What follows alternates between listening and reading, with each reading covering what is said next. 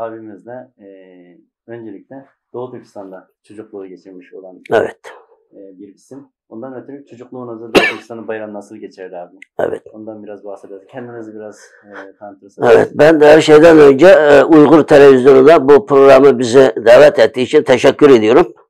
Ayrıca Doğu Türkistan'ın içinde kendi milli ve dini kimliklerini koruyabilmek için mücadele vermekte olan aziz halkımıza, kahraman halkımıza ve yurt dışında dünyanın dört bir bucağında faaliyet gösteren, yaşayan bütün Doğu Türkistanlı kardeşlerimiz var ve Türk İslam dünyasının bayramını kutluyor ve iyi dileklerimi sunuyorum.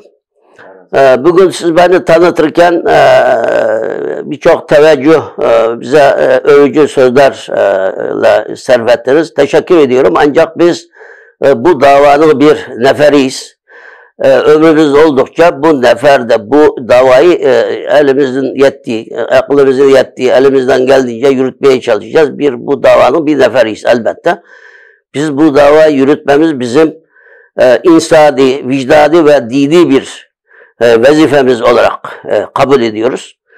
Bayramlar Yaradanımızın insanlara, Müslüman kullarına bir yılda 2 kez sevinç duymaları, kendisini hatırlaması, Yaradanımız kendisini hatırlaması ve mutlu günler geçirmesi için lütfettiği bir mübarek günler.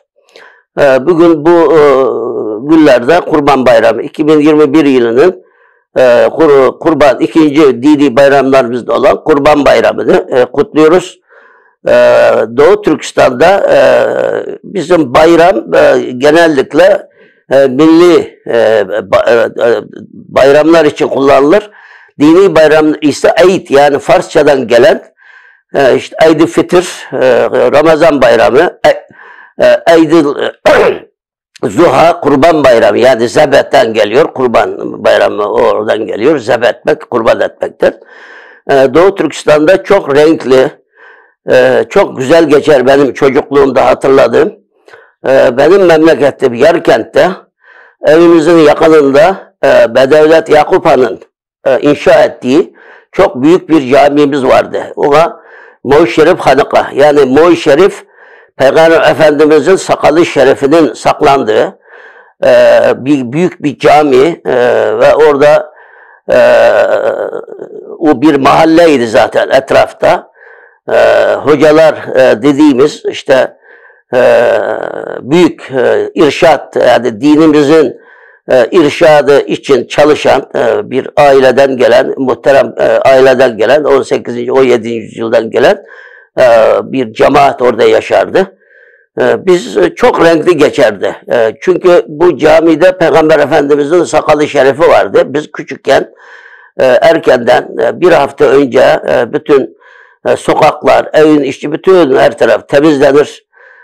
Orası içi ve dışı bütün kaldığımız yer büyük bir merasimle, büyük bir sevinçle karşılanır ve sabah namazında bizim Doğu Türkistan'da, bütün Türkiye'de olduğu gibi bütün camilerde bayram namazı kılınmaz.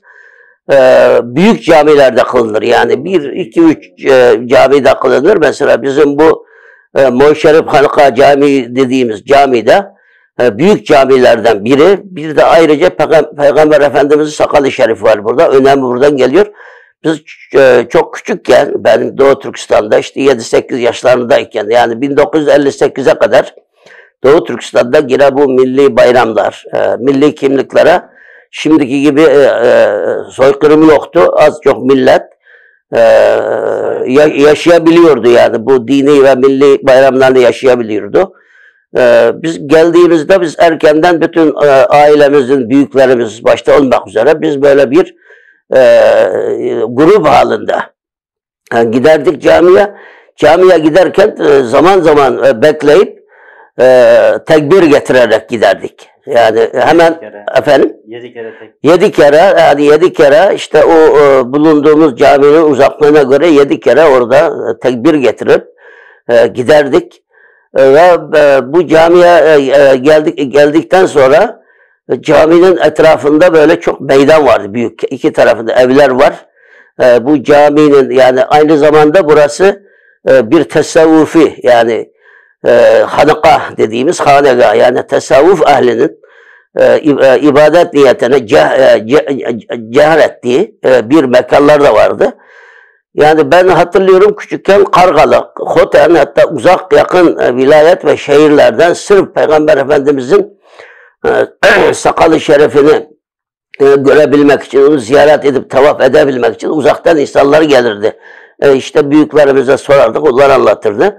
Ve bu bayramda çok böyle çok muhteşem namaz kılınır. Çok kalabalık şekilde namaz kılınır. Ve namazdan sonra böyle caminin imamı böyle gümüş sandukanın içinde muhafaza edilen ve atlas çeşitli ipek kumaşlarına sarılarak, kat kat kumaşlara sarılarak bir sandıkın içinde Peygamber Efendimizin bir küçük şişenin içinde sakalı şerifi vardı. Ve bu sandık çıkarılır ve her o bohça, her katı bir açılırken büyük böyle durutlar okunur. Kur'an-ı Kerimler okunur. Millet tövbe taarruzda bulunur. Ve çok büyük bir ihtiramla en son bu sakalı şerifin en son bohça açılır. Ve millet böyle önünden geçerek gözyaşları içinde bunu ziyaret eder. Benim hatırladığım bu ziyaretten sonra biz çocuklar Hoca Efendi'ye giderdik. O yopuk dediğimiz yani o sakalı şerifin sarıldığı o atlastan kumaş ipekli kumaşlardan yapılma bu örtüleri gözümüze sürterdik, yüzümüze sürterdik, gözümüz ağrımasın diye. Hani gözümüze şifa olur diye. Yani onu teberrüken biz böyle gözümüze sürterdik, tavaf ederdik. Yani bu şekilde olur. Yani birinci gün zaten bayram namazı kılmakla geçer. Çünkü hemen Türkiye'de olduğu gibi sabah erkenden kılınmaz. Öğlene doğru 11, 10.30, 11'e doğru kılınır ve 1,5 saat, 2 saat sonra bu Kurban Bayramı namaz merasimi sona erer. Ve herkes camiden sonra herkes bayramlaşır birbiriyle. Benim gördüğüm o zaman saatlerce böyle bayramlaşır. Tanıyan tanımayan herkes ve herkes camiden çıktıktan sonra bir mahalle halkı biz de çok hala burada devam ettiriyoruz yani bunu yaşatmaya çalışıyoruz. O sene o bayramdan önceki aylarda yani geçmiş bayramdan o bayrama geçen süreç içerisinde cenaze çıkan evlere mesela herhangi bir evde ailenin reisi veya herhangi bir evde o aileden bireyinin birisi vefat eden evlere gider, bütün cemaat toplanır, oraya gider, onlarda Fatiha okumak yani Fatiha diye söylüyorlar ama aslında bunun aslı Fatiha okumak. Orada girer, yani o kişiye, o aileye ilk önce onlara bir ilgi göstererek, onları ziyaret ederek, onların acılarını paylaşmak, onlara destek vermek, katkı sağlamak amacıyla o evlere gidilir ve orada Kur'an-ı Kerim okunur. İlk önce o evler ziyaret edilir. Biz de bayramın birinci günü burada bu Çin virüsü salgını sebebiyle mesela bizim gidemediğimiz cenazeler bildiğiniz gibi biz de mesela bayramın birinci günü gittik. Birçok cenaze olan evlere gidebildik. Yani Doğu Türkistan'da da aynısı yapılıyor. Ve daha sonra o cami imamından başlayarak bütün evler yani birinci günü bu cenaze evleri ziyaret edildikten sonra herkes kurbanını keser ve ikinci günü sabah namazından sonra cemaat toplanarak camiye gelen cemaat toplanarak bütün evleri yani sırasına göre bütün evleri ziyaret ederler. Hala mesela İstanbul'da, Kayseri'de, Doğu Türkistan'ın yaşadığı bütün Türkiye'deki kentlerde bu hala tam olmasa bile yine devam ettirilmeye çalışılıyor bu. Doğu Türkistan'daki bu bayramlara çok önem verilir. Yani halk bu dini bayramlara çok önem verilir. Şu Uygurlar, Uygur Türkleri Türk tarihinde ilk yerleşik hayata geçen bir toplum, boy. Biliyorsunuz kültür ve medeniyet yerleşik hayatta ortaya çıkar. Çünkü insanların sosyal ilişkilerin neticesinde bu sosyal ilişkilerinden ve ihtiyaçlarından doğan gereksinmeler sonucu bazı örf adetler oluşuyor zaten. Böyle meydana geliyor.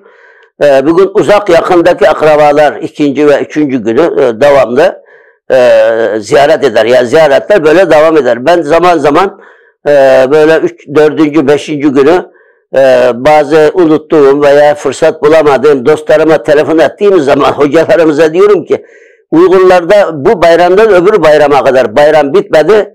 Bizim için her gün bayram. Bugün size yani siz bayramdan sonra da demeyin bizim bayramımız daha devam ediyor diye de biraz da orada bir şey yapıyorum yani. Yapıyorum. Hakikaten Doğu Türkistan'da öyle. 1 ay, 2 ay, 3 ay, 4 ay sonrası dahi insanlar o zamanki ulaşım şartlarını göze aldığınız zaman işte herkesin bineğe yok.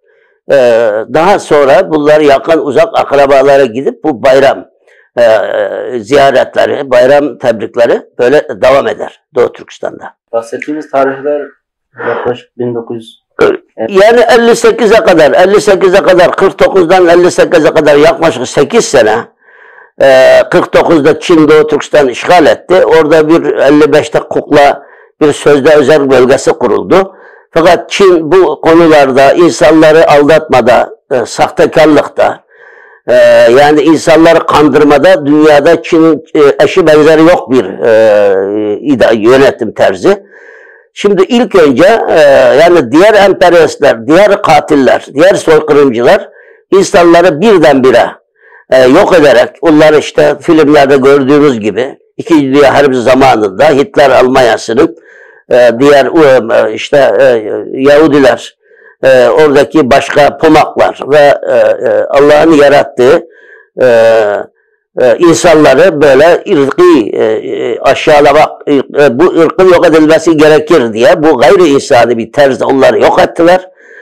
Gaz odalarında öldürdüler, yakarak öldürdüler ama Çin böyle değil. Çin insanları böyle yavaş yavaş onlara eziyet çektire Çin işkencesi dünya tarihinde meşhur envai çeşit Çin işkenceleriyle böyle yavaş yavaş onlara acı çektirerek istirap vererek onları katlediyor. Yani Çin'in yaptığı da bu. Yani o tarihlere kadar ben mesela 56 senede mahallede daha şeyler vardı. Yani hocalar işte dediğimiz caminin hocasının açtığı dini okullar vardı. Ben oraya gittim. Hatta medreselere de gittim. Yani annem çok dindardı rahmetli. Bizim bir yakınımızın şehirde ev vardı. Onun evinde kalırdım. Orada Davut Ahun Halpem Yarkent'te eski Konaşehir'de Davut Ahun Halpet'in medresesinde ben devam ettim. Yani bir süre orada devam ettim birkaç ay. Yani vardı. Fakat 1958'de bu İngiltere'yi geçip Amerika'yı ulaşmak, yani Amerika'nın seviyesine kadar çıkmak adı altında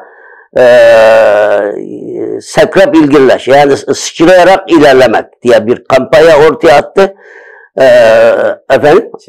Çin Komünist Yönetimi, işgal yönetimi böyle ve bütün aile, bütün yemekleri yani kolektif hale getirdi. Bütün mahallede bir aşevi ve herkes orada yemek mecburiyeti var.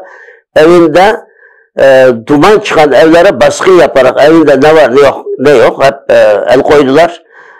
Bu şekilde yani 58 yılına kadar az çok Doğu Türkistan'da bu milli bayramlar, dini bayramlar yine devam edebiliyordu yani. Evet. Türkiye'ye hicret ettiniz, Türkiye'ye geldiniz. İsa İsmail Tekin rahmetli döneminde yaşadığınız Türkiye'de Muhammed Emin Buray'ı yakından tanıdık. Evet. İlk önce Türkiye'ye hicret eden Doğu Türkistan'dan özgürlüğünden sonra hicret edenlerden bir tanesi sizsiniz. Evet. Türkiye'ye ilk geldiğinizde neler hissetmiştiniz? O dönem Doğu Türkistan davası nasıl ilerledi? Evet, şimdi biz 1961'de 19 Haziran 1961'de Yarkent'ten, benim bulunduğum Yarkent'ten yola çıktık. O gün akşam Kaşgar'a geldik. Kaşgar'da eski Çinebağ semtinde bulunan İngiliz konsolhanasında bir gece bizi orada misafir ettiler. Yani orada dışarı çıkmak yasak ama biz çocuktum ben. Teyzem vardı, teyzeme gittim. Ertesi günü bizi aldılar. Biz tabii gece bilmiyoruz, çocuğum o zaman. Böyle kamyonlarla Taşkurgan'a kadar getirdi. Taşkurgan'da Sonra orada Tacikler var. Yani her devirde Çin'in bir türlü militer, paramiliter gücü, yani o 4000-5000 kilometre yükseklikte Pamir Dağları'nın zirvelerinde bu Taşkorugan çok stratejik bir bölge. Tacikistan, işte Afganistan, Pakistan, Keşmir ve Hindistan'la tam böyle düğüm noktası, yani oradan. Bizi orada Afganistan'a geçtik. Yani 4-5 gün sonra tam yani öyle hatırlıyorum. Bizi gündüz devamlı bir yerde bekletiyorlardı. Böyle kuytu bir yerde. Çünkü oraları görmesin amacıyla.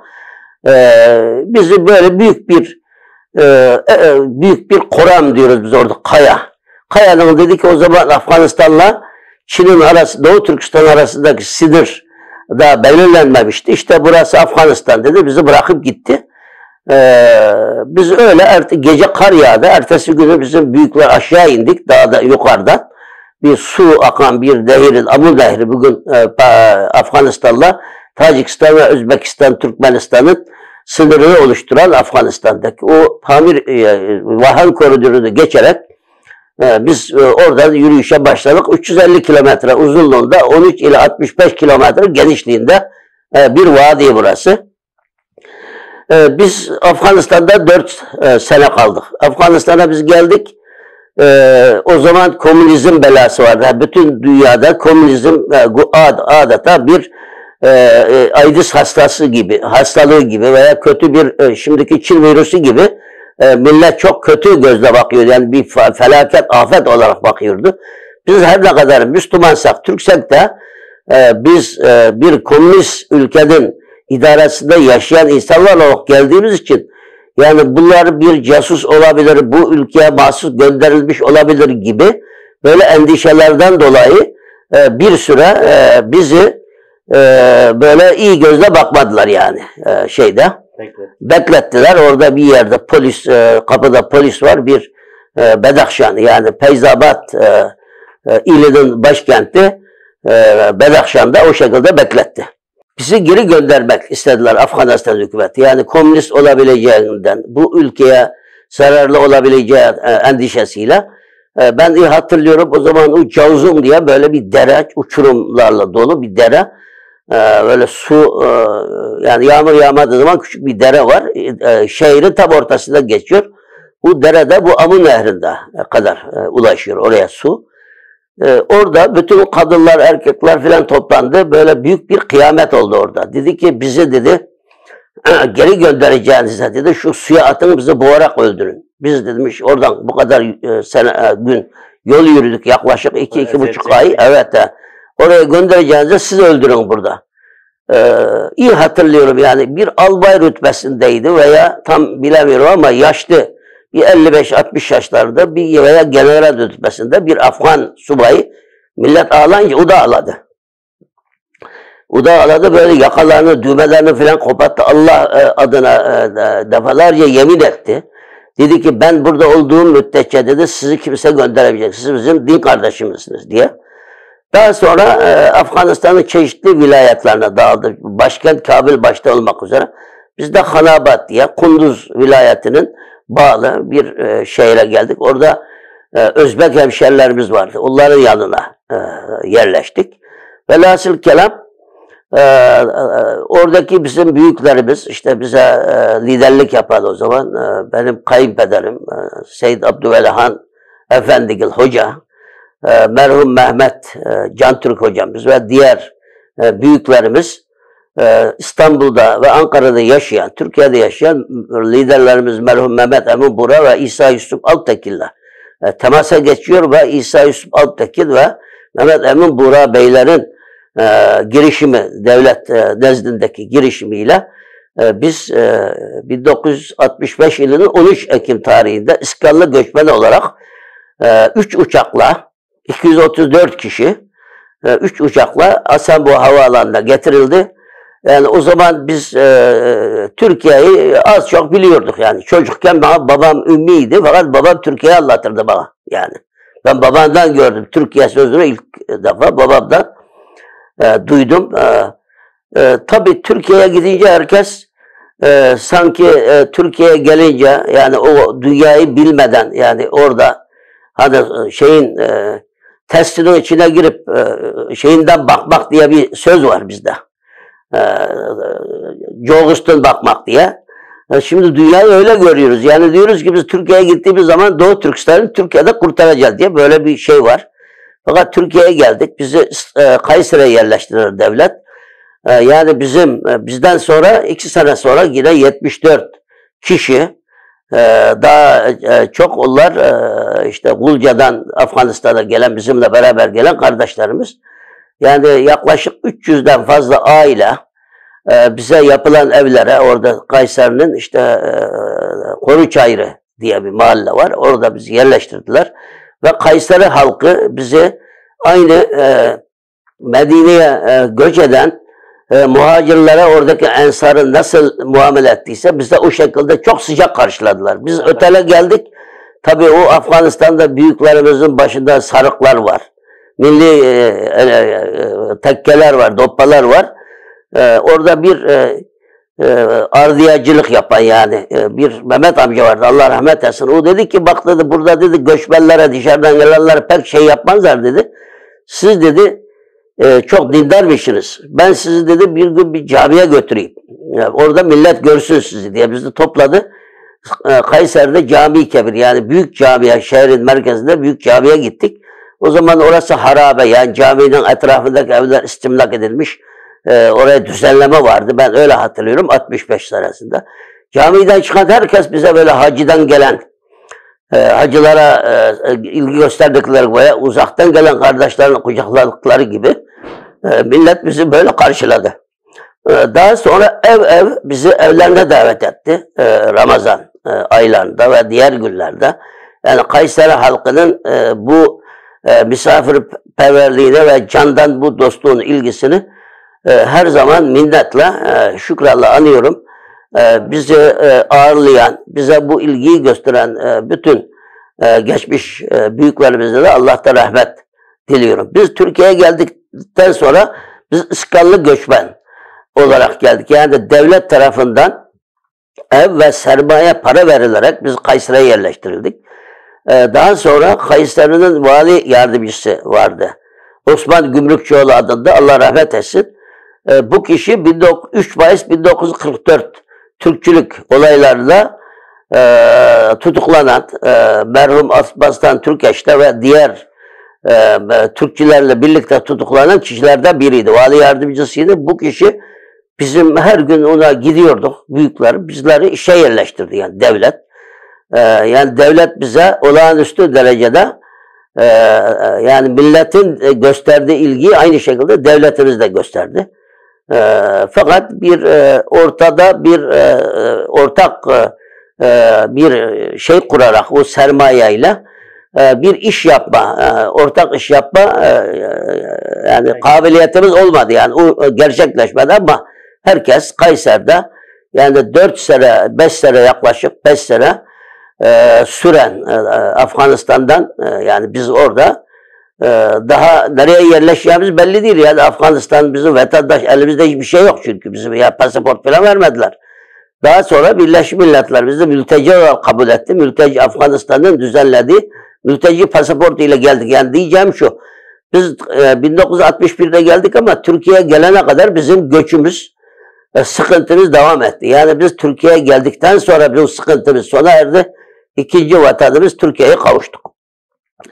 Biz geldiğimizden 4 ay önce Mehmet Emin Bura liderimiz vefat etmiş. Biz onu görme şansına erişemedik ama Afganistan'dayken vefat haberini anlayan büyüklerimiz kurbanlar keserek orada büyük bir merasim düzenlediler. Orada Kur'an-ı Kerim hatimleri okundu. Yani ben de orada şahidim böyle gözyaşlar içinde kendisini dualarla, minnetle ve şükranla andı.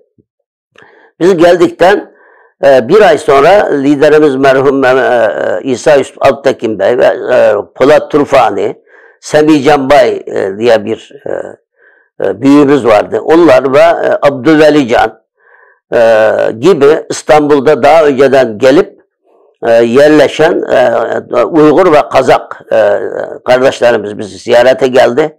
Orada büyük toplantılar oldu. Ve daha sonra yavaş yavaş millet işe yerleşti. Yani Kayseri'deki bu 5 yılın sıkıntısı diyelim Kayseri'de bu şekilde sona erdi. Biz Türkiye'ye geldiğimiz zaman Doğu Türkistan Göçmenler Derneği 1960 yılında kurulmuş. Merhum liderimiz İsa Yusuf Alptekin tarafından. Bu İstanbul'da Cağaloğlu'nda hala geçerken bakarım orada Sihya Han diye. Orada bir binadaydı. Ben gördüm orayı. Eskiden Hürriyet Gazetesi de tabii yan tarafındaydı eski zamanda. Cağaloğlu'nda. Şimdiki Milli Türk Talebe Birliği'nin bulunduğu binanın hizasında idi.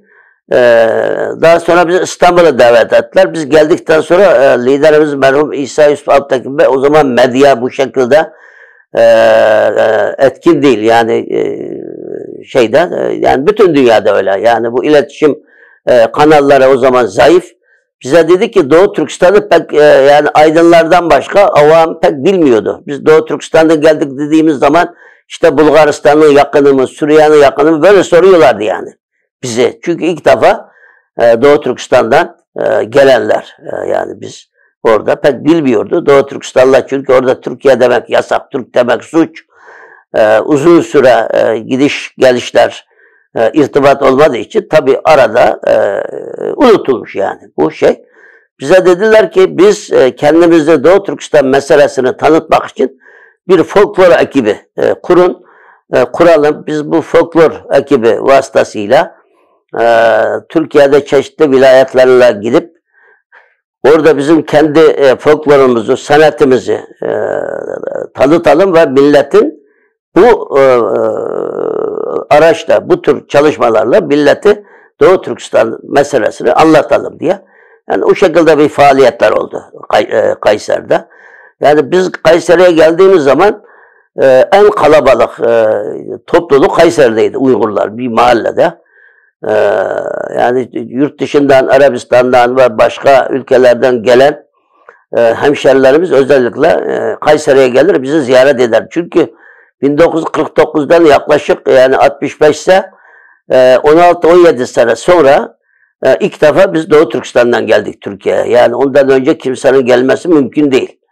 Bizden sonra tabii 80'li, 76'lı, 80'li yıllarda yine tek tük böyle kafileler halinde çeşitli uluslararası kuruluşların yardımıyla, tevessütüyle gelenler oldu ama en önde gelen bizler olduk. Bize çok büyük alaka gösterdiler. Çünkü memleket hasretini bizim görmekle, yani bizi ziyaret etmekle dindirmeye çalıştılar. Türkiye'de ilk geldiğinizde İsa Yusuf Alptekin beyler, Allah rahmet eylesin, Evet. size ziyaret etmiş. O dönemde Uygur davası dergiler, popülerler sayesinde tanınıyordu ya da tanıtılmaya çalışılıyordu. Evet. Aydın kesim biliyordu. Evet, mutlaka. Ama yerel halk çok bilgili değildi bu konuda. Evet. Anladığım kadarıyla. Gazetelerle, dergilerle vesaire tanıtmaya çalışıyordu. İsa Yusuf Alptekin nasıl bir insandı? Siz tanımışsınız. İsa Yusuf Alptekin bizim son 20. yüzyılda Doğu Türkistan Türklerinin yetiştirdiği Mehmet Emin Buğra ile birlikte en büyük devlet adamlarımızdan biri, liderlerimizden biri. Yer geldikçe Allah'tan kendisine sonsuz rahmet ve mağfiret diliyorum. İsa Yusuf Alptekin'in hatıralarını okursanız zaten İsa Yusuf Alptekin'in Doğu Türkistan meselesine olan faaliyeti 1927 yılında başlıyor. Çünkü Oş'taki, Encan'daki Çin konsolosluğunda orada mahiyet memuru olarak gidiyor. Özbekistan'da kalıyor ve daha sonra Taşkent'te bu konsolos orada başkonsolos olarak gidiyor. Orada Abdülhamit Çolpan'la işte Stalin 1938'de kendisini idam etti. Yani çünkü Taşkent o zaman Türkistan'ın önemli siyasi ve kültür başkentlerden birisi. Orada Özbekler, Uygurlar, işte Tatar aydınları var yani şeyden önce. Bunlarla görüşüyor, yani ufku açılıyor. İsa Yusuf Alptekin'in hizmeti böyle başlıyor.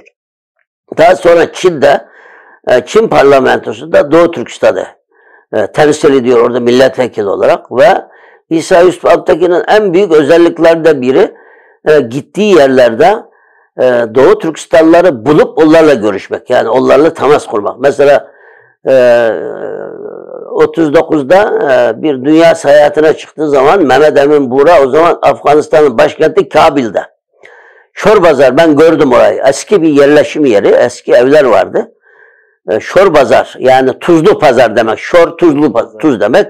Şorbazar semtinde kendi ismini gizleyerek Mehmet Emin Buğra, çünkü siyasi kişiliği var. Bütün büyük devletlerin, işte Rusların, Çinlilerin ve diğer devletlerin, Batı o zamanki süper güçlerin hedefindeki, ilgisindeki bir kişi. Kendisini Abdullah Han Yerkendi, yani Yerkentli Abdullah Han olarak tanıtıyor. Ve İsa Yusuf Alptekin orada Mehmet Emin Buğra ile bu Şorbazar'da, Kabil'in merkezindeki Şorbazar'da görüşüyor yani ilk kez.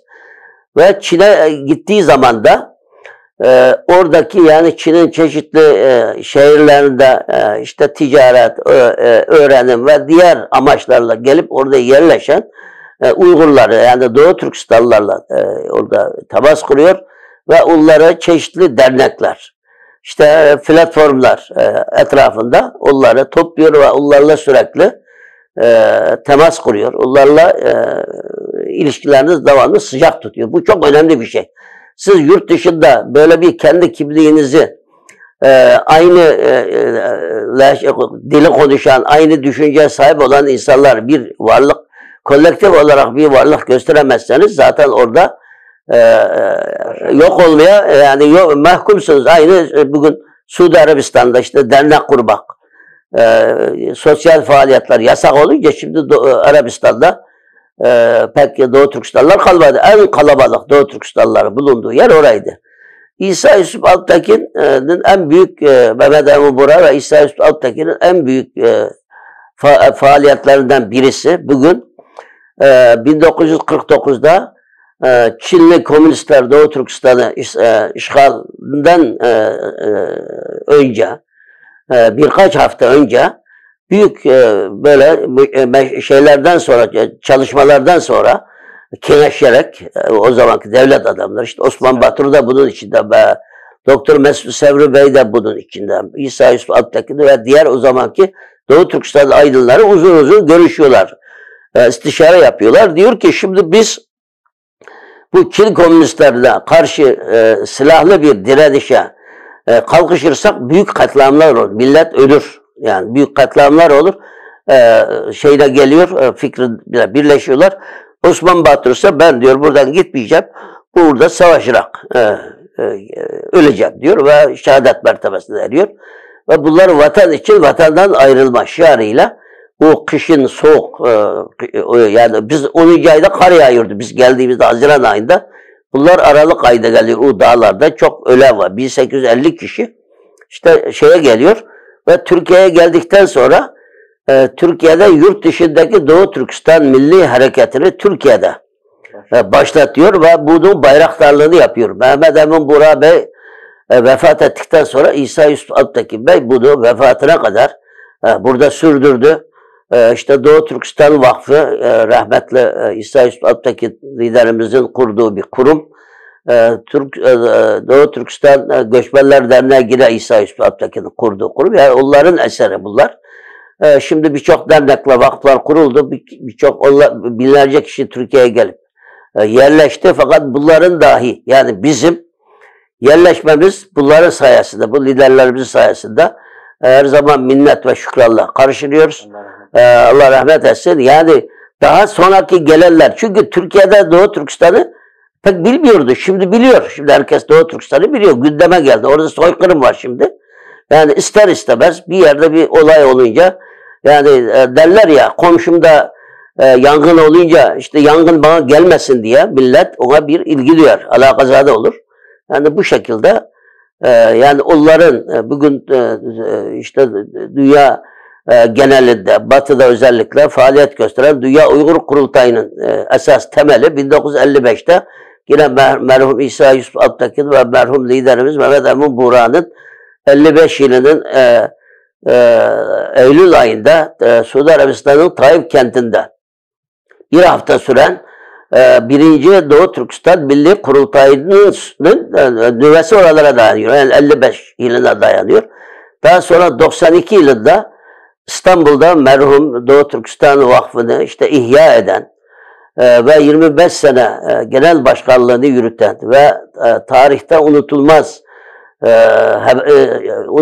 hizmetler yapan Doğu Türkistan Meselesi'nin merhum emekli general Mehmet Rıza Bekin Paşa'mın girişimi ve Suudi Arabistan'daki hemşerilerin maddi ve manevi yardımlarıyla bu 55'te Suudi Arabistan'da kurulan bu Doğu Türkistan Kurultayı tekrar İstanbul'da tekrar ihya edildi ve 3 gün süren bu kurultay çalışmalarında Türkiye'den birçok devlet adamı, işte merhum MHP lider Alparslan Türkeş başta olmak üzere birçok devlet adamları, hükümet insanları buraya iştirak etti efendim, katıldı ve konuşmalar yaptı. Ve bu daha sonra bu kurultay Türkiye'de çalışma imkanı bulamayınca biz Ekim 1999'da ben de bu şeylerin içindeyim. Şimdi bazı arkadaşlar yani doğruları dile getirmesi lazım. Yani bu kurultay Türkiye merkezli. Biz Avrupa'ya taşıdık. Şimdi Dünya Uygur Kurultayı'nın temelleri, Dünya Uygur Kurultayı kendiliğinden kurulmuş bir teşkilat değil. Bakın şimdi ben bu şeylerin içindeyim. 92 yılındaki İstanbul'da toplanan 2. Doğu Türkistan Doğu Türkistan Milli Kurultayı'nın tertip komitesi içinde yer aldım ben. Türkistan Cumhuriyetlerine gittim. Oradaki şeylere davet ettik. Şimdi bu Türkiye'de kuruldu. Bir organ da oluşturuldu seçimde. Bu şimdi Avustralya'da yaşayan Ahmet İgenber'de Kurultay Başkanı, İstanbul'da yaşayan işte yazar, şair yazar arkadaşımız Mehmet Emin Hazret Bey de İcra Kurulu Başkanı oldu. Yani biz de o kurulun içinde üye birçok arkadaş aklımda kalan. Fakat Türkiye'de bu şeyi yürütmek mümkün olmadı son zamanlarda. Son zamanlarda mümkün olmadı. Öyle olunca bunu Almanya, rahmetli Paşa Almanya'ya taşıdı. Orada şimdi 7.'si yapılacak bu senenin Kasım ayında. Yani 2. Doğu Türkistan Milli Kurultayı'nın genel kurulu Almanya'nın Münih kentinde yapıldı. Burada ben içindeyim bu şeylerin hepsinin. Enver Can bu kurultayın başkanı, kardeş Asgarcan da genel sekreter oldu. Fakat orada bu Kazakistan ve Kırgızistan, Türkistan Cumhuriyetlerinden gelen bizim Uygur kardeşlerimiz, Kazakistan var, Kırgızistan var diye Uyguristan olmasın diye onların bir fikri var. Ve bunların büyük direnmeleri diyelim, itirazları sonucu Doğu Türkistan, Uyguristan Milli Kurultayı, Uyguristan kelimesi buraya eklendi. Bu kurulduktan sonra İstiklal diye gazete çıkardı Uygurca. Bu rahmetli bir yazarımız vardı, vefat etti, Allah rahmet etsin. Burada kaldı, o soğuklarda yattı, Allah rahmet etsin. O çıkardı bunu, şimdi ismi aklıma gelmedi. Şimdi o tarihlerde yani 2000'li, yani 95'li 96 yıllarda da yine Dünya Uygur Gençlik Kurultayı diye bir oluşum daha oldu Almanya'da. İşte Ömer Kanat, bu bizim şimdiki Dünya Uygur Kurultayı'nın genel başkanı olan Dolkun İsa Beyler ve diğer arkadaşları. Burada bir kurultay vardı. Bu Doğu Türkistan Uyguristan Milli Kurultayı ile Dünya Uygur Kurultayı birleşerek 2004 yılında Dünya Uygur Kurultayı adını aldı. Şimdi birçok buradaki dostlarımız, Türkiye'deki aydınlarımız, Doğu Türkistan meselesine ilgi duyan, takip eden kardeşlerimiz diyor ki niye demiş Uygur Kurultayı kurdunuz Doğu Türkistan varken. Şimdi dedim keşke Türkiye'de olsaydı da Doğu Türkistan Milli Kurultayı olarak devam etse. Ama Almanya'ya gidince hangi ülkede faaliyet gösterirseniz o ülkelerin hassasiyetlerini göz önüne alarak şey yapma mecburiyetindesiniz yani. Şimdi bir kurultay ve bir dernek, bir vakıf kendi başına hangi ülkede faaliyet gösterirse o ülkenin yasalarına, oranın tahammüllerine riayet etmek durumunda, hassasiyet göstermek durumunda. Öyle yani Dünya Uygur Kurultayı'nın bütün şeyi bu 1955'te Suudi Arabistan'da toplanan Dünya Uygur Kurultayı Şarkı Türkistan Milli Kurultayı'na dayanıyor. Şimdi İsa Yusuf Alptekin Bey yurt dışında olduğu gibi yine Türkiye'de mesela 1937 yılında Şinsise ile savaşarak işte Tibet'in güneyinden Teklamakan Çölü'nün güneyi ve Tibet'in kuzeyindeki o yaylalardan, dünyanın damından geçerek 1937 yılında Şinsise ile savaşan Kazak Türkleri var. Bunlar Keşmir'de yerleşiyorlar. Daha sonra işte 49'da Çin işgalinden sonra da gelenler var. 1850 kişi. Yalnız bunların büyük çoğunluğu Doğu Türkistan'da her ne kadar Uygurlar çoğunluktaysa da gelenlerden Kazak kardeşlerimiz, Kazak Türkler daha çoğunlukta. Onlar kalabalık. Ve bunları Türkiye'ye geliyor Mehmet Emin Bura Bey ile beraber İsa Yusuf Alptekin Bey. Burada o zamanki devlet yetkililerle görüşüyor ve onları da iskallı göçmen olarak. Yani iskallı göçmen Türkiye'nin o zaman şöyle bir politikası var. O zaman Türkiye'de nüfus az, mübadele var. Bildiğimiz gibi 20'li yıllar, 24'lü yıllarda yapılan. Yeni savaştan çıkmış. Türkiye nüfusa ihtiyacı var. Kalkınmak, üretmek zorunda. Öyle olunca Türkiye Cumhuriyeti Devletimiz yurt dışındaki Türkleri, Türkiye'yi toplayıp Türk nüfusunu buraya çoğaltmak. Yani Türk nüfusunu Türkiye'de barındırmak gibi bir siyaseti var. Evet, kalması için. Biz de o şeyden faydalanarak geldik. Bizden sonra da pek öyle tabii daha sonra Türkiye'de şartlar değişti. Çünkü Türkiye'den o zamanki şartlarda Türkiye getirmezse kimsenin gelecek macali yoktu. Daha sonra şartlar değişti. Şimdi girdiğiniz gibi millet kendisi geliyor, yerleşiyor. Yani İsa Yusuf Alptekin Bey ve Mehmet Emin Bura bütün hayatı boyunca yani bütün yurt dışına iltica eden, işte muhacir olan bütün Doğu Türkistanları Türkiye'ye topladı. En büyük eseri bence bu. Rahmetli Rıza Bekin Paşa'mız, ben kendisiyle 18 sene birlikte çalışmak şansına sahip oldum. Yani öğrenci okutmak hususunda, çünkü kendisi de bir öğrenci olarak gelmiş. Türkiye'de yetişmiş. Yani bu bir uktaydı. Kendisini öğrenci okutmanın kendisi için bir vecibe olduğuna inanıyordu. Sürekli gazi olduğu için trenle seyahat ederdi, bedava olduğu için. Akşam gider, sabah gider, işlerini yürütür bu şekilde. Yani binlerce öğrenci yerleştirdi. Şimdiki gibi çok üniversite yoktu Türkiye'de ve Doğu Türkistanlara devletimiz özel bir ilgiyle bu okullara yerleştirdi. Bugün 40-50 tane bugün bizim Türkiye'de tahminen akademisyen var. Bunların çoğu da bu Doğu Türkistan Vakfı ve Mehmet Rıza Bekin Paşa'mızın tevessütüyle, onun girişimiyle, onun yardımıyla okuyan insanlar. Yani İsa Yusuf Alptekin Bey de Kıbrıs Barış Harekatı'ndan sonra 1974 yılında Kıbrıs'a gitti. Buradan bir heyet. Rauf Denktaş'tan dedi bizim öğrencilerimizi yardımcı olsun okutmak için. Orada Kayseri'ye de geldi o zaman Doktor Erpolat Dönmez benim arkadaşım da Allah rahmet eylesin vefat etti. Bir heyet geldi oradan topladı fakat bizim insanlardan da çocukları benim yanımdan gitmesin bir şey var memlekette. Yanımda kalsın yani ayrılmayın diye. Evet pek ilgi göstermedi ama o zaman okuyanlar oldu. Yani o şekilde İstanbul'dan daha çok mesela Kayseri'den birkaç kişi şimdi onlar çeşitli ülkelerde çalışıyor. Yani yüksek öğrenimleri de yaptı. Kıbrıs'ta lise öğreniminden sonra İngiltere'ye götürdü. Orada Kıbrıslılar çok. Orada Kıbrıslıların şeysiyle okudu. Bir kısmı Türkiye'de okudu. Yani böyle bir şey oldu.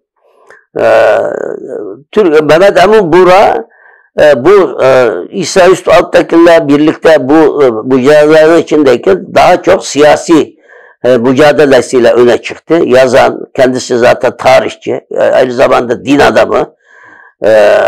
Yani Doğu Türkistan'da eline silah alıp 2 tane kardeşini bu dava uğruna şehit veren, bütün ailesiyle beraber bu Doğu Türkistan bağımsızlık mücadelesinde rol alan önemli birçok işte tarihçilik, din bilginliği, siyasi kişilik olarak birçok özellikleri kendi şahsında birleştirebilen nadir liderlerinden birisi. Mehmet Emin Bura daha çok siyasi faaliyetlerle öne çıkıyor. Yani tabii bizim gelmemizde de çok şey var ama yani burada yaptığı faaliyetler işte Doğu Türkistan tarihini yazıyor. Çeşitli ülkelerde uluslararası toplantılara katılıyor birçok ülkede.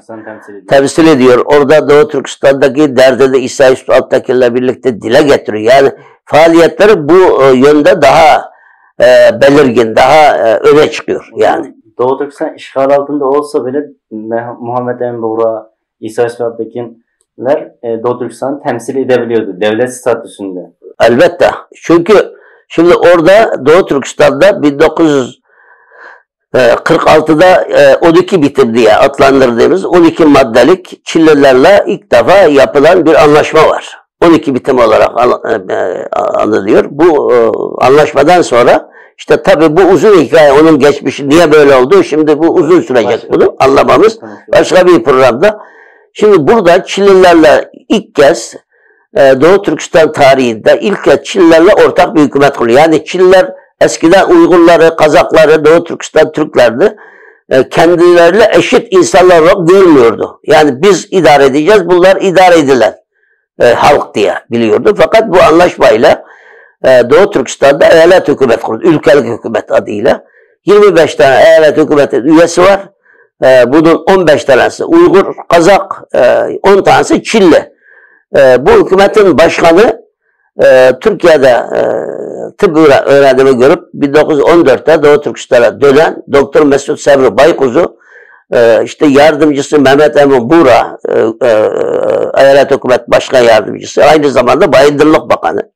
İsa Yusuf Alttaki de bu hükümette genel sekreter, yani devlet bakanı gibi görev yapan bir kurum. Tabii bu insanlar bu devlette böyle görev aldıkları için bugün bir devlet, yani dünyanın, Çin'in tanıdığı, başka ülkelerin tanıdığı bir devlet. Yani eyalet hükümeti ama netice itibariyle bir meşru bir yönetim yani. Şimdi bunlar ben büyükler anlattı. Pakistan iltica ettiği zaman Keşmir eyalet hükümeti bunlara özel araba tahsis etmiş, yani orada sınırdan özel arabalarla getirir diyor ve özel uçakla bunları Keşmir'den işte götürüyor, Dehli'ye falan götürüyor. Çünkü bunlara misafir ediyor orada. Çünkü bunlar devlet adamlar, herhangi bir memlekette hizmet eden, kendi milletine mukadderatı üzerinde söz sahibi olan ve o halk için çalışan insanlara bütün dünyada, bütün devletler aynı şekilde onlara saygı gösterir. Yani olması çok önemli. Şimdiki dernek başkanları gibi düşünmemek lazım o zaman. Bunlar devlet adamları çünkü. Yani İsa Yusuf Alttaki'nin, Mehmet Emin Bura'nın en büyük eseri, yani Uygurların, Kazakların, Kırgızların ve diğer Doğu Türkistanlıların, yani şimdiye kadar gelmiş bütün Doğu Türkistanlılar Türkiye'ye getirilmesinde çok büyük payı var. Onlar getirdi. Yani onların eseri diyebiliriz. Doğu Türkistan'dan Türkiye'ye gelme yolunu elbette, elbette. Hadi bakıp mesela bir şey verdik, mesela biz geldiğimizde diyor ya, Türkistan'ı bilmiyordu. Daha sonra bu kitle iletişim araçları çoğaldı. İşte radyo çıktı, televizyon çıktı. Bunlardan daha çok millet anlamaya başladı. Mesela 1984 yılında Japon ve Çin ortak yapımı İpek Yolu diye bir dizi vardı. 12 bölümlük. Bu dizinin 7 bölümü 12 yani 12 bölümlük bu dizinin 7 bölümü Doğu Türkistan'da çekildi. Doğu Türkistan'ı anlatıyor. Çok, yani benim gözümde şimdiye kadar yapılan en güzel belgeseller. Yani gerçek manada hakikaten Japonlar çok araştırmış. Bir de Bin Bir Güç Doğu Türkistan diye 88'de Profesör Doktor Erich Figel diye Avustralyalı bir belgeselci yaptı. Türkiye televizyonda oynadı. Şimdi bu film Türkiye'de olağanüstü derecede Doğu Türkistan meselesini gündeme getirdi ve tanıttı. Hatta ben Kayseri'de devlet hastanesine bir yakınımız orada yatıyordu. Bir ziyaretine gittim. Yanında oturan köyden gelen gençler vardı. Bir yatan hastamız vardı. İşte biz konuşunca neredesiniz? Ya dedi, ben İpek Yolu dizisinde sizleri gördüm dedi. Yani bu derece köyden gelen bir kardeşimiz mesela Doğu Türkistan'ın İpek Yolu dizisinde. gördüğünü bize anlattı. Daha sonradan işte Türkiye'den ekipler gitti. Çekimler yaptı. Türkiye'de gösterdi. İşte Doğu Türkistanlar böyle çoğalınca yine çeşitli programlar yapıldı. Yani her ne kadar günümüzde yeteri kadar olmasa bile eskiye nazaran hiç olmadığı kadar Doğu Türkistan meselesi gündemde. Bir de Çin şimdi soykırım yapıyor. Orada büyük bir jenosit uygulaması var. İnsanlık dışı cinayet işliyor Çin Doğu Türkistan'da. Ve bu vicdan sahibi insanları uyarıyor. Vicdanlarına halal geldiğini sanıyor. Vicdanlarını ve imanlarının sesini dinliyor. Ama sesini dinlemeyen de var. Çünkü bugün bu Doğu Türkistan meselesi Amerika'nın kışkırtması diyen vicdansızlar da var. Yani bu çok ağır da olmasın. Ağır diye kimse düşünmesin. Vicdansızlık demek lazım. Yani bugün Çin'in ağzıyla Doğu Türkistan meselesini Amerika'nın kışkırtması demek çok haksızlık yani bence en azından vicdansızlık diye ben burada özellikle ifade etmek istiyorum. Muhammed Emin Bora rahmetli büyüğümüzden, İsa Şahattekin büyüğümüzden bahsettik. Şimdi siz ilk geldiğinizde Kayseri'ye yerleşmişsiniz. Evet. Ondan sonra orada İpek Yolu dizisinden de bahsettik biraz. Şu an Türkiye'de diziler yapılıyor. Tarihi diziler mesela Diri Şardoğlu'dan evet. başlayıp Abdülhamit Han'ı anlatan diziler yapılıyor. Ama sizin mesela Türk dizi yapımcılarına söylemek istediğiniz bir şey de var mı? Mesela Doğu Türkistan'ı anlatan bir dizi yapılsın. Yani bu zaman zaman gündeme geliyor. Zaman zaman. Geçen bizim bu Facebook üzerinden bir grup var. 20 binden fazla üyesi olan. İşte Doğu Türkistan'da zulüm var diye. Bunun lideri de Antalyalı eğitim müfettişi Sayın Ali İhsan Çiçek hocamız. Bu da gündeme getirdi. Bazı şeylerde bulunduk yani bu film meselesiyle ilgili. Çünkü film meselesi biraz çok para isteyen, çok masraf isteyen bir durum. Ayrıca film çok önemli. Bugün Tibet Dalai Lama, yani bugün 1989'da Dalai Lama Nobel Barış Ödülü aldı. Nobel Barış Ödülü almadan önce 2 tane film çevirdi. Ben ikisini de seyrettim. Red Corner, yani Kırmızı Köşe bir film. Diğeri de Tibet'te 7 yıl diye. Yani Tibet'in Çin işgaline uğramasından, yani 1930'lu yıllarda başlıyor. Çin işgalinden sonra Tibet lideri, dini ve siyasi lideri Dalai Lama'nın Hindistan'a kadar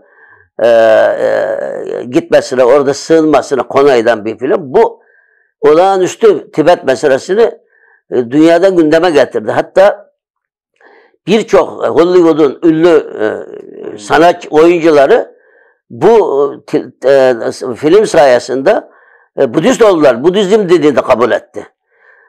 Bugün 1989'da bu Bulgaristan komünist diktatör Zhivkov'un aynı Çin'in günümüzde de Doğu Türkistan'da yaptığı gibi Çinler Türkiye böyle isim takmak, Bulgarca ismi takmak soykırımı vardı. İsim soykırımı vardı.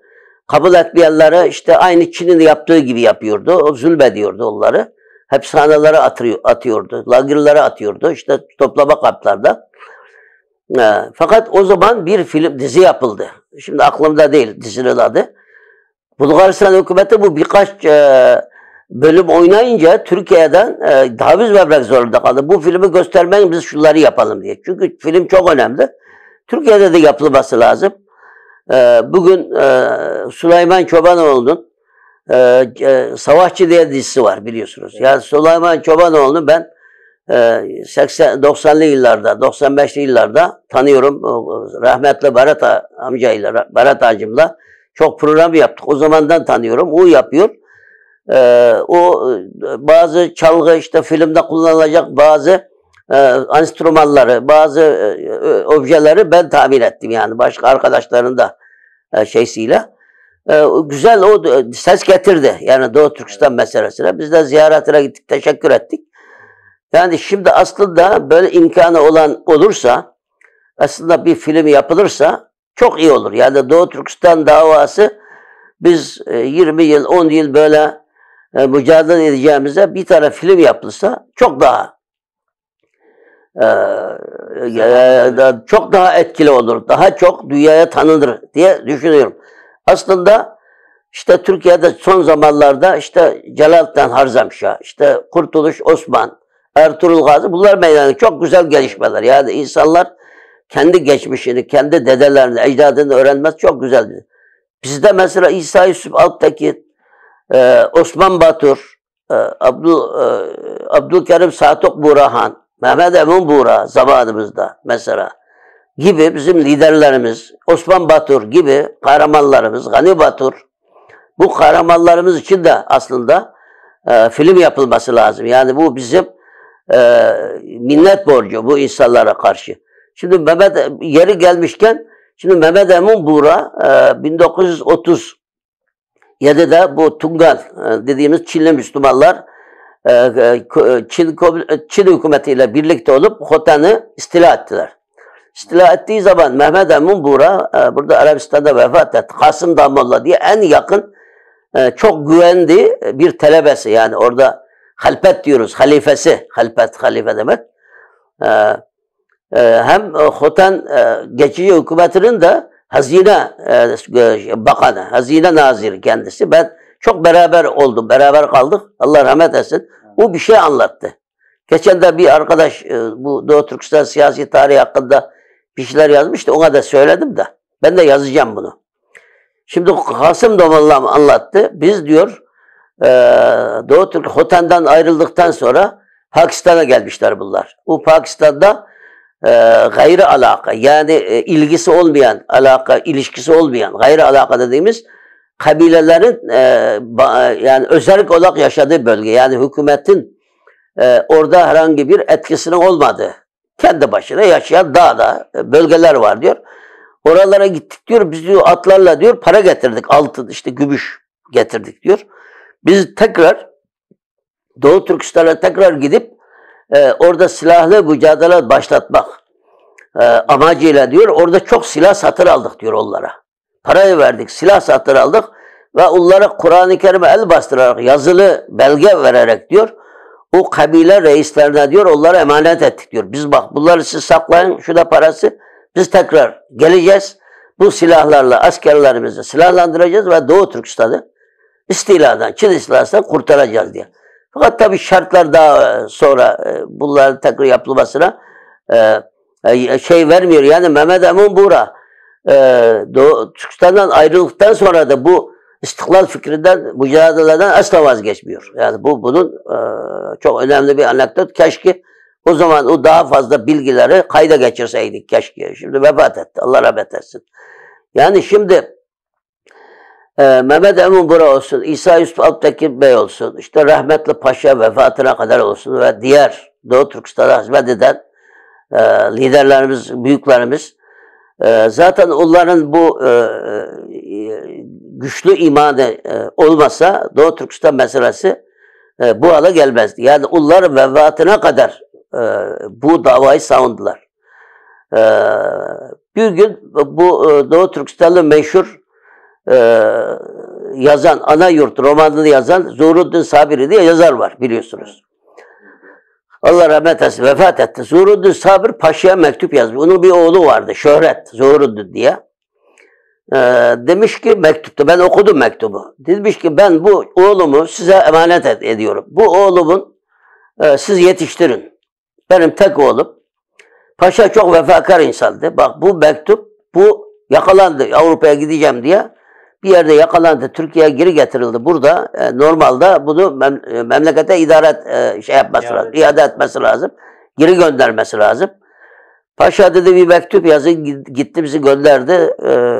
Oradaki görevli, işte yetkili o bölümdeki poliste. Şöyle baktı, onu da anlattık biz şifa. Dedi ki bunun babası işte böyle bir yazar, ünlü bir yazar. Yani bunun oğlu gittiği zaman bak filanın oğlunu Türkiye'ye geri göndermiş diye. Türkiye'miz için de çok büyük bir skandal olur. Yani kötü bir intiba bırakır. Böyle başını tuttu, dedi ki ben dedi şimdi Bu dedi benden olmayacak şey istiyorsunuz. Ama şimdi ben bunu yapamazsam ne yapacağım size dedi. Kardeşleriniz nerede kalır? Bize teslim etti adamı. Şimdi paşa bunu yapmak için bugün trenle gitti. Ertesi gün işini bitirip trenle geldi. Çünkü biz yapamayız paşanın. Paşa bana dedi ki ya Hamit Bey ben 80 yaşındayken ben 2 gece yolu yürüdüm dedi. Yani bana kim dedi bunları yap diye. Paşam siz yapamazsanız biz yapamayız. Kimse yapamaz. Allah size razı olsun. Allah size sağlığınızı daim etsin. Allah biliyor dedim. Kul bilmez Allah bilir diye. Yani bu derece bu davaya inanmış. Yani kendini tamamen Doğu Türkistan Türklerinin hizmetine adamış vakıf insanları. Merhum liderimiz İsa Yusuf Alptekin vefatından vefat ettiği haftanın pazar günü, yani çarşamba günü vefat etti. Biz pazar günü evine gittik bir grup. İsa Yusuf Alptekin Bey hani biz diyoruz ya sekeratta diye. Sekerattaymış. 3 kişi girdik. Birisi paşam, birisi ben, birisi daha yanımda başka biri. Gittiğim zaman orada böyle şuuru gidip geliyordu fakat Doğu Türkistan diye sayıklıyordu. Yani şu imana bakın. Efendim? Son dakikalarda. Yani son derece, son dakikalarında sekeratta bile Doğu Türkistan diye sayıklıyordu yani. Sekerat diyoruz yani bizde. Yani orada yani kendine artık bu dava Doğu Türkistan meselesi kendi kişisel ideolojisiyle, kişisel şeysiyle aynı olmuş, bir olmuş yani. Uymuş orada, birleşmiş yani kendi şeysiyle. Yani bu dava bunların bu imanı sayesinde zaten bu günümüzdeki şeye geldi. Bugün çeşitli dernekler, vakıflar, şunlar bunlar kuruluyor. Elbette herkes Türkiye'de hizmet etmek için şey kurması lazım ama biz birkaç milyon değiliz yani. Bulgaristan'da 40-50 tane benim bildiğim 78 tane dernek var. Vakıf var. Ben toplantılara gittiğim zaman onlarla birçoklarını tanıyorum eski şeylerden. Fakat onlar 3-5 milyon adam var Türkiye'de. Ama bizim hepimiz toplasam belki 30-40 milyon değil. Yani bir şeyi böyle birlik beraberlik içinde ortak fikirle, ortak akılla, ortak ferasetle bu dernek idarecisi olanlar da başkalarının da haklarına saygı göstererek onların da bu Doğu Türkistan meselesinde söz sahibi olduğuna inanarak, çünkü Doğu Türkistan meselesine, Doğu Türkistan davasına hıyanet etmeyen, Çin'le işbirliği yapmayan, casusluk yapmayan, hainlik yapmayan herkesin hakkı var. Yani 7 yaşında 70 yaşına kadar bunun kadın erkek olması fark etmez, okumamış olması fark etmez. Herkesin hakkı. Yani Doğu Türkistanlı diyen herkesin hakkıdır. Onların da fikri de saygı göstermesi lazım ve onların da bu davada rol almasını imkan tanıması lazım. Şimdi birçok şeyler hani yumurta tavuktan mı çıktı, tavuk cücü yumurtadan mı çıktı, bunun gibi bir mesele. Ama bence birlik beraberlik olmak lazım.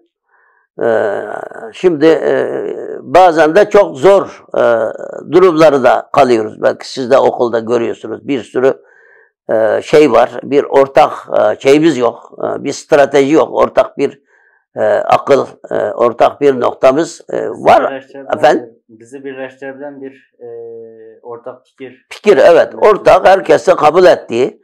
Yani bu kabul ettiği, şimdi herkes benim fikrim doğru demekle o fikir doğru olmaz. Yani demek ki burada bir sürü dernek varsa herkesin bir fikri var demektir. Onları da nazara itibar almak lazım. Onları da dikkate almak lazım. Yani birlik beraberlik, karşılıklı iyi niyet, başta iyi niyet, samimiyet, karşılıklı sevgi ve saygı temelinde çözülebileceğine inanıyorum. Başkaları nasıl yaptıysa biz de o şekilde yapabiliriz. 1990'da, 1997, 2007 yıllarında Doğu Türkistan'da katliamlar oldu. Evet. 2016 senesinden başladı. Günümüzde devam eden evet. soykırım var Doğu Türkistan'da. Maalesef dünya Doğu Türkistan yaşananları sessiz kalıyor veya duymazlıktan geliyor veya görmezlikten geliyor. Bazı ülkeler ses çıkarmaya çalışıyor. Bazı ülkelerin ses çıkarmasında Türkiye'de bazı insanlar diyor ki işte onlar kendi menfaatleri için ses çıkarıyorlar vesaire diyor ama baktığımız zaman onların menfaati olsa olmasa da vicdanı olan, biraz önce siz Mutlaka. bahsettiniz, mutlaka ses vermesi lazım diye. Türkiye'deki diasporada Uygurlar nasıl bir yön izlemeli? Yani siz çok büyük bir bilgin bir insansınız benim için. Çünkü bu davaya çocukluğunuzdan beri kendinizi adamışsınız. İsa Üstad'daki olsun, merhum Reza Bek Paşa olsun vesaire Doğu Türkistan davasına gönül veren. Evet. Son dakikalarda bir de Doğu Türkistan özgürlüğü için sayaklayarak hayatını kaybeden bir şahısla beraber olmak ve onunla beraber çalışmak büyük bir lütuftur. Elbette. Düşünüyorum.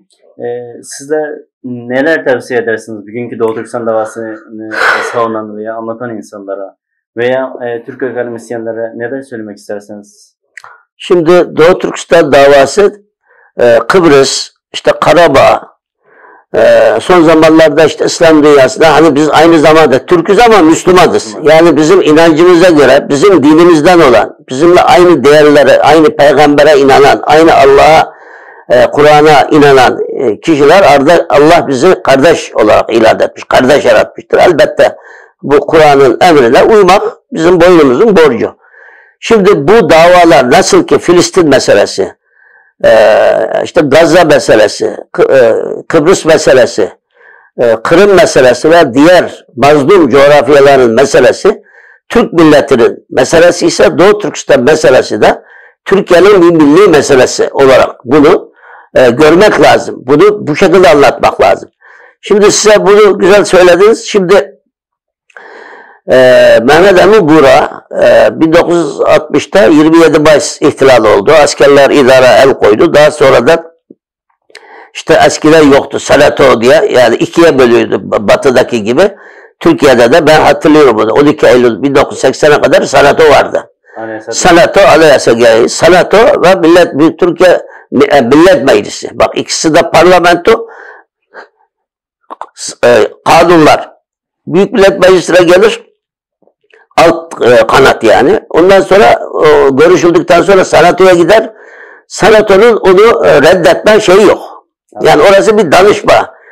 Akılların yer aldığı bir grup. Şimdi bunlar kurulduğu zaman Mehmet Emin Buğra'ya o zaman hükümet bu kontenjanı var o zaman ben hatırlıyorum yani. O kontenjandan senatörlük teklif etmiş. Bakın şimdi Mehmet Emin Buğra'nın bir yerden geliri yok. Şimdi senatörlüğü kabul etse senatörlerine oturduğu lojmanda oturacak. Ayda külliyetli miktarda maaş alacak. Hastalandığı zaman bedava tedavi olacak ve birçok ayrıcalıklar var biliyorsunuz. Buna rağmen Mehmet Emin Buğra bu kadar sıkıntıda olmasına rağmen diyor ki hayır teşekkür ediyorum ben demiş siyaset üstü kalacağım. Benim bir davam var Doğu Türkistan davası. Ben onu yapacağım. Bakın. Bunlar çok önemli. Rahmetli İsa Yusuf Alptekin Bey de buna çok dikkat ederdi. Yani partiler üstü. Bize Türkiye'de birlik beraberliğiyle kastetmeyen, bu konuda sorunu olmayan, yani Türkiye'nin şimdiki toprak bütünlüğüne saygı gösteren bütün partiler, işte saygı gösteren partiler de var yani ben orada almayayım. Ben yazarken, çizerken özellikle buna dikkat ediyorum. Kim ne deseniz, yani Türkiye'nin birlik beraberliğiyle kastedenler bizim dostumuz değil en azından. Bir söz var, Uygurlar en çok kullanır diye biliyorum. Uygur Türkleri Türkiye'nin ayağına batacak dikenin kendilerinin gözüne batmak. Evet. Uygurlar Türkiye'nin ayağına batan dikenin putka kirgen tiken Uygurların göz kaçı kadalgan dayak. Yani göz bebeğine sancılmış gibi olur. Sokulmuş gibi diye. Ve bir de İsa Yusuf Alptekin Bey şu duası çok önemli. Diyor ki Allah aziz Türk milletini daima korusun. Daima korusun. Devleti ebed müddet. Türkiye'mizi de ilelebet payidar kılsın. Payidar devamlı ayakta kalsın. Yani bu İsa Yusuf Alptekin de çok buna dikkat ederdi. Yani partiler üstü olmasına. Çünkü bu Türk milletinin davası yani bu. Şimdi A parti olur bugün yarın B partisi gelir. Şimdi biz bir partiye bu davayı emanet ettiğimiz zaman veya ona yamadığımız zaman küçülürüz yani. Doğu Türkistan davası kendiliğinden küçülür. Yani parti davası olur, parti davası değil. Yani bu bir milletin davası. Bugün görüyorsunuz yani hepimiz. Ben şimdi Türkiye'deki Türkiye'de son zamanlarda Doğu Türkistan meselesinde ciddi sıkıntılar var meselesinde. Bugün o kadar burada faaliyetler oluyor. Hiçbir devlet televizyonlara, devlete bağlı medya bunları göstermeyebilir. Çin'le ilişkilerin bozulmaması bağlamında. Ama bugün bağımsız dediğimiz holdinglere bağlı olan özel televizyonları bile göstermiyor. Çünkü Çin bunlara bir şekilde çeşitli vesilelerle bunlara etki ediyor. Ama bu geçicidir yani. Bu mesela Kalıcı değildir. Efendim? Kalıcı değil. Yani bunu millet görüyor artık. Millet biliyor. Yani her şeye rağmen şimdi Türkiye'de Doğu Türkistan meselesi vicdanı olanlar ve vicdanı olmayanlar. Yani şimdi sağ sol Müslüman, ateist veya başka benim şahsi görüşüm vicdanı olanlar ve vicdanı olmayanlar. Şimdi birçok partilerde yani şimdi burada isim vermek istemiyorum. Geçen bir milletvekili tesadüfen internetten bakarken bu Perinçek Çin'in Türkiye'de kadar bir Perinçek. Demiş ki Doğu Türkistan meselesi demiş Amerika'nın kışkırtması diyor. Evet. Kendisine mektup yazdım. E-mail yazdım. Cevap vermedi. Bir daha yazdım. Dedim ki bakın bu sizin bu konuşmanızı Perinçek gazetesinden başka hiçbir yerde göremedim. Gerçekten bu söz size mi ait? Başka bir yerde yok mu dedim. Ondan sonra cevap vermeyince ikinci bir kez daha gönderdim. Dedim ki bak bu Perinçek'in bize attığı bu Çin hançeri dedim bizim yüreğimizi kanatmaya devam ediyor diye yazdı. Fakat yine cevap vermedi. Kendisine de çeşitli yollarla anlattı. Ya diyeceğim şu. Şimdi filan parti milletvekili bu meseleye devamlı olumlu bakar veya filan partinin bugün Halk Partisi sol parti. Sol partinin mesela milletvekili bir hanım milletvekili var. Burcu Köksal diye biliyorsunuz. Denizli milletvekili. Bu hanım onlarca kez Doğu Türkistan meselesini gündeme getirdi. Kemal Kılıçdaroğlu birkaç defa Doğu Türkistan'ı gündeme getirdi. Giderleri kabul etti. İYİ Parti, Gelecek Partisi mesela sürekli gündeme getiriyor bunları. İYİ Parti geçenler Çin'in Milli Eğitim Bakanlığı'nın işbirliğiyle Türkiye çapında düzenlediği hayalimdeki Çin resim sergisini hayalimdeki Doğu Türkistan resim sergisi olarak resim sergisi açtı ve burada ben gidemedim. Şehir dışındaydım. Resim sergisi bunlar çok önemli faaliyetler. Bunlar önemli yani faaliyetler. Değerli şeyler. Bunu unutmamak lazım. Yani bizim Doğu Türkistan meselesi partiler üstü bir mesele. Bugün İsa Yusuf Alptekin Bey 1973'te o zaman bu Adalet Partisi'nden ayrılan bir grup vardı. Birçoğu da İsa Yusuf Alptekin Bey'in en yakın arkadaşları. Mesela Faruk Sükaldi Allah rahmet etsin. Biz geldiğimiz zaman ziyaretine götürüldük ki İsa Bey yine var mı başkasının? Bak bunlar geldi. Başka var mı daha gelecek? Bize her zaman söyleyin biz onları getiririz. Türkiye'ye yerleştiririz. Bu kardeşlerimize bizim kucağımız her zaman hazır, açıktır diye. Ben bizzat onun konuşması şahit oldum. Mesela bu insanların ısrarıyla milletvekili olması ısrarıyla Balıkesir'den milletvekili aday oldu. Fakat o zaman bu Komünist Çin'de vardı ama yine daha Komünist Çin'in bunu yapacak mecali yoktu. Yani düşmanlık yapacak. Evet, belki arkadan para verdi. Belki de bu Tayvan. Şimdi bizde bir söz var ya karıktay, akıktay, misbırıktay diye yani. Şimdi onlar verdiler bazı hain insanlara, Çin'in işbirlikçisi olan bazı insanlara yani Doğu Türkistanlı bunlar. İsa Bey'in Mehmet Emin Buğra'nın yardımıyla Türkiye'ye gelen adamlar bunlar. Yani onların teşebbüsüyle Türkiye'ye gelen adamlar. Onlardan para alarak inşallah öbür dünyada Allah onun şeyini sormuştur. Mutlaka hesabını. Bu adamlar İsa Yusuf Alptekin'in Rus casusu. İşte Çin'e şunu yaptı, Çin'e bunu yaptı. Ya herkes Bir şeyler yaptı orada. Şimdi gelenler yapmadı mı Çin'de? Yapmadı mı? Yani orada şartlar neyse onu yapacak herkes. Yani bu şekilde iftiralar atarak orada broşürler dağıttı. Oraya gidip broşürler dağıttı. Çünkü onların arkasında ipi Çin'in elindeydi o zaman. Yani Çin bugününki Çin'i değil, o zaman da vardı ama o kadar güçlü değildi. Yani bu şekilde az bir farkla kazanamadı orada. 1973 seçimlerinde. Ama ondan önce İsa Bey'in bütün şeyi partiler üstü kalmaktı. Yani onun dışında onların ısrarına dayanamayarak, o dostluğundan, yıllardan beri gelen dostluğun hatırı için onları kabul etti ama bugün bir İsa Yusuf Altekin Bey milletvekili olarak meclise girseydi, yani Doğu Türkistan davası bir Doğu Türkistanlı liderin ağzıyla meclise gündeme girmiş olurdu.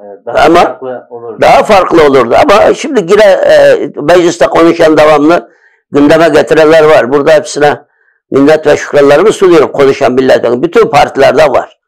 Allah razı olsun hepsinden. Fakat Çin böyle yapıyor. Şimdi günümüzde Çin Afrika'daki günde $1 geliri olan insanlara dahi o paralarını alıyor ondan ve tek kullanımlık mallarını satarak dünyayı sömürüyor. Bir de şimdi Batı ülkelerinde şu da var. Bizim Mehmet Emin Hazretleri bir kitap yazdı. Biz mesela okudunuz mu bilmiyorum ama Ejderhanın Korkusu Çin diye. Çin Türkiye'den çok korkuyor. Çünkü Çin biliyor ki Doğu Türkistan davasına her zaman Allah rızası için kardeş olarak destek veren, gören Türk milletidir. Türkiye Türkleridir. Yani bugün Batı Türkistan'da, Özbekistan'da, Kazakistan'da, Kırgızistan'da son zamanlardaki bu Çin'in sömürgeci siyasetine karşı onlar da uyanmış durumda. Onlar da zaman zaman sosyal medyada Çin aleyhinde, bugün Moğolistan, 2 gün önce Moğolistan'da Moğollar gösteri yaptılar orada. Ben paylaştım. Yani bütün dünyada Çin karşıtı bir hava var. Bu neden var? Çünkü onlar yarın biliyorlar ki Doğu Türkistan'ın başına gelen kendi başına da gelir. Yani ineğin başına gelen yarın buzağın başına da gelir. Şimdi bu Türkiye'den korkuyor. Yani Çin Türkiye'den hakikaten korkuyor. Çünkü şimdi Çin'i bugünkü bu Frankenstein bir zamanlar 70'li yıllarda bir film vardı. Bir bilim adamları, doktorlar bir şey yaratıyor, bir adam yaratıyor. Frankenstein adı. Fakat en sonunda bu bütün o kendisini yaratan doktorların hepsini boğarak öldürüyor filmde. Frankenstein'ın adı. Şimdi bu Çin'i bu hale getiren yine Batı Amerika, işte Batı ülkeleri. Dedi ki Çin'e biz işte refah getirirsek, Çin işte kendi karnını doyuramıyor. Bunlar zengin olursa insan haklarını öne alır, insan haklarını önceler, demokratik ve Batı değerlere de döner, kavuşur diye. Şimdi hırsıza, arsıza para da verseniz, pul da verseniz hırsız. Bunun sanatı o çünkü. Onun mesleği o, hırsızlık çalmak. Şimdi Çin zulmederken yani ne yaparsanız yapın Çin bunu durur mu? Siz para verseniz de. Çünkü onun tiniyetinde var, geçmişinde var. İşte Bengü taşlarda atalarımız demiş Çinlilerde ipeğine, tatlı sözüne kanmayın. Tatlı sözüne kanmayın. Bunlar uzaktakini yaklaştırır, ondan sonra kötülük yapar diye. Aileden birisi kendisine bir kötülük yaparsa bütün aileyi cezalar. Yaptığı aynı şey ya. 1300 sene önce bu Bengü taşlarda yazılan şeyler aynısını Çin yapıyor şimdi. Yani takip ediyor Çin. Tekarrür ediyor. Yani tekarrür etmez diyor ama tekarrür ediyor yani. Onun için şimdi Doğu Türkistan davasını partiler üstü tutmak lazım. Bütün partilerle aynı mesafede olmak lazım. Şimdi geçen birisine bir şey yazdım diyor işte sen diyor falan parti. Ya dedim ben kim yaparsa yani Türkiye'nin birlik beraberliğine kast etmeyen bütün partiler aynı mesafedeyim. Yani onlar da yapsa onlar da yapayım. Yani yapmazsa ne yapacaksın ortada? Yani böyle bir durum söz konusu. Onun için bu konuya çok dikkat etmek lazım. Yani bu Doğu Türkistan davası mukaddes bir dava. Yani kutsiyeti var. Çünkü orada hani Türkçe'de var ya tüy bitmedik yetimlerin hakkı var diye. Şimdi tüy bitmedik. Şimdi Çin anasının karnındaki bebeleri öldürerek katliam yapıyor. genç kızlarımızı kısıtlaştırarak, yani doğum yapma kabiliyetlerini yok ederek yok ediyor onlar. Soykırım yapıyor. Böyle bir ortamda bu davayı, bu kutsal davayı ne maksatta olursa olsun bunu alet etmek en büyük günahtır. Yani Allah'ın nezdinde de en büyük günahtır. En büyük, yani adam öldürmek gibi, yalan söylemek gibi en büyük günahtır. Bu duruma özellikle dikkat etmek lazım. Partiler, Türk milletinin davası bu. Yani şimdi bir kişinin, bir partinin, bir siyasi grubun veya bir derneğin herhangi bir şeyin davası değil bu. Bütün Türk milletinin davası. Buna çok dikkat edilmesi gerektiğini düşünüyorum. Çok teşekkür ederim. Biz de teşekkür ederiz.